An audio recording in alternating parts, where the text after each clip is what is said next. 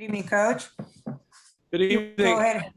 If you go ahead and give us a few quick thoughts on the game, and then we'll go to questions.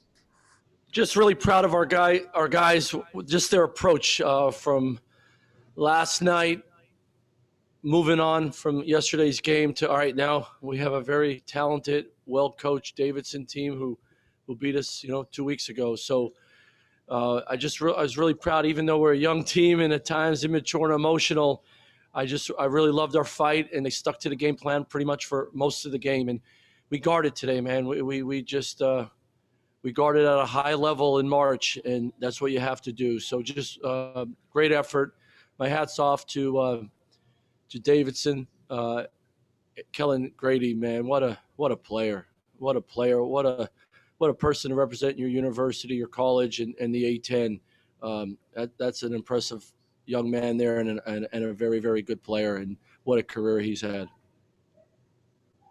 Noah, we'll start with you. Go ahead. What was the message to the team after the first half, where it seemed like nothing could go really for either team, and then in the second half, you guys jumped out to a 60% shooting? Yeah. Well, Noah, we played really good defense, right? We held a very efficient offense. We held them. We did a pretty good job. We didn't finish shots. We got downhill. We got around the rim. We didn't finish layups. We didn't push through contact. We had a couple open shots. We were playing the right way. We just weren't finishing on offense.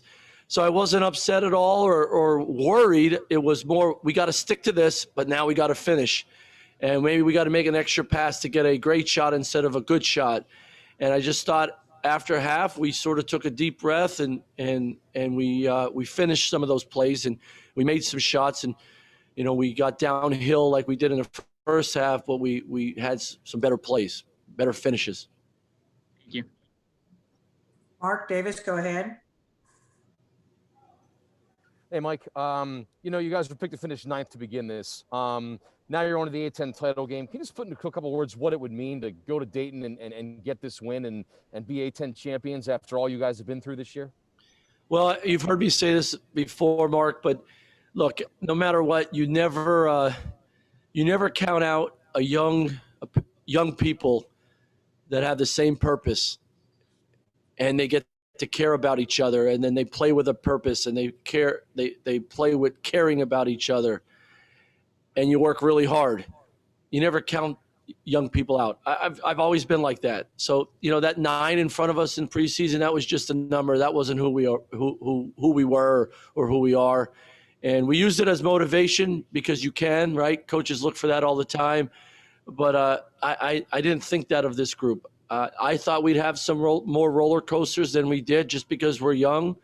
But you know what? We just kept persevering. We stuck together. We just kept getting better. And our defense showed up every day, and that always gave us a chance. Wayne, go ahead.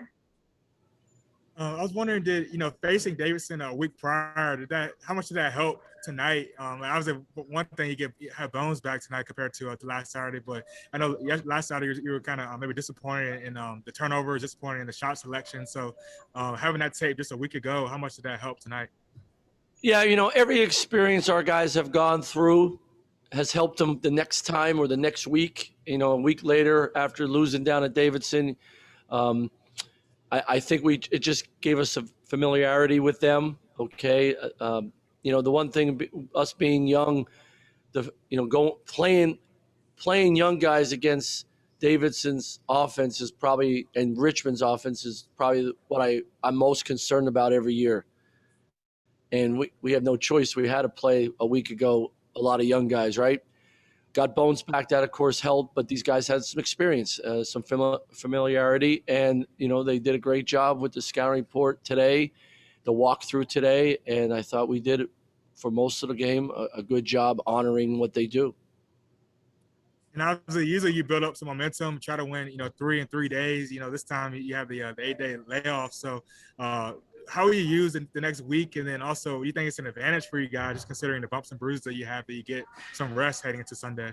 Yeah, without a doubt, Wayne. I mean, number one is, we're not in this position without Vince Williams, right? I mean, I think he's an all-conference player this year. He's been our X factor, our Swiss Army knife, as I call them many a times. He's really banged up. We got to get him right. If we were playing tomorrow, it'd be a little different, right? We got some time. Haas got hit in the chops, so we definitely want to handle our injuries and our bumps and bruises, and we got 7 days here to get right and prepare for a very, very, very good Bonaventure team. Thank you. David, go ahead. Mike, Davidson a week ago had 34 points in the paint. Tonight, 16. How much of a focus was interior defense? Well, we really challenged, David, our big guys. We really challenged our big guys to play better one-on-one defense in the post. Don't let it go in there as much. We really talked about not giving them easy twos. They're going to get some, and then they're awesome cutters. They got some guys that get downhill, but it can't be 34 again. It can't be one-on-one in the post, easy baskets. And I thought, Levi, Corey, Brendan, Hassan, Mikkel, they did a great job post defense. I thought our guards helped them a little bit at times, but that was an emphasis, and they carried that scout report plan through for sure. Proud of them. This is the third time in as many opportunities, Rhode Island and St. Bonaventure being the others, that you have beaten a team that beat you earlier. Does that tell you anything about this group? Well, we're a competitive group, sometimes over-competitive with some emotion and some immaturity. But you know what? Led by Ace and Bones and Vince, we're competitive. We got a chip on our shoulder. Right? There's, like VCU Ram Nation loves to call it a swag. I don't care what you call it, but when it's time to compete, I think they compete. Even though we're young and we don't always play a perfect game, we compete. And it doesn't matter what grade you're in or how old you are. If you compete, you're going to give yourself a chance, and I think we do that. And then just one final quick one from Sure. me. If you were to lose next week, are you confident that you would be in the NCAA tournament? I really hope so, David. I really hope so. I think we've done a lot. That stuff's out of your control. So what we can control is prepping for this to win a championship. We went on Sunday. We're in, right?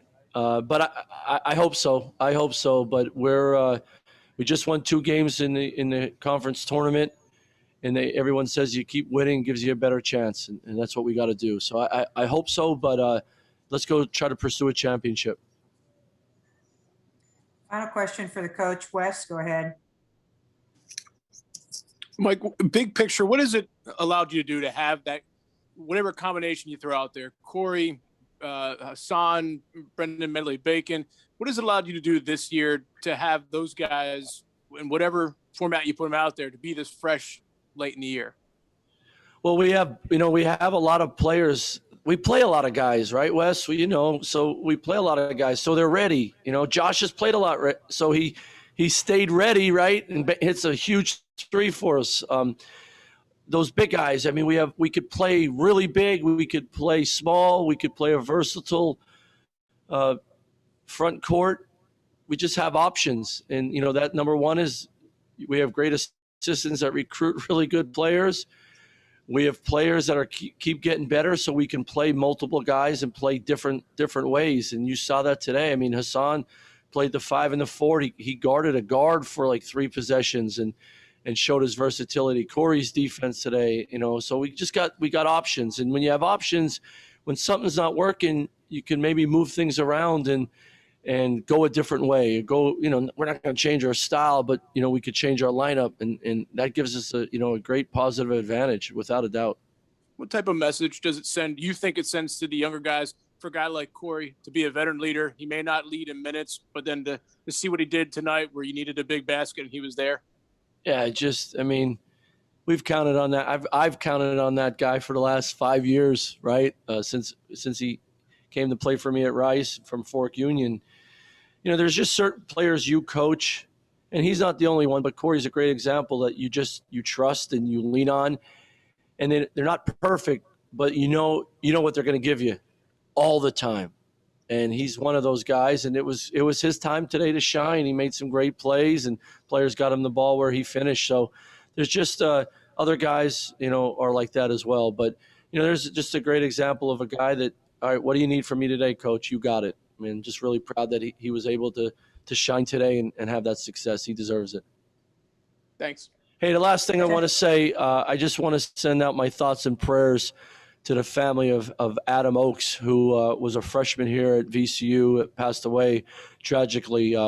He was a big basketball fan. I read a lot about him. His family's from Sterling, up Northern Virginia, and our basketball team just wants to send out our thoughts and prayers to the Oakes family, and that we're with them. Thank you very much. Coach, thank you.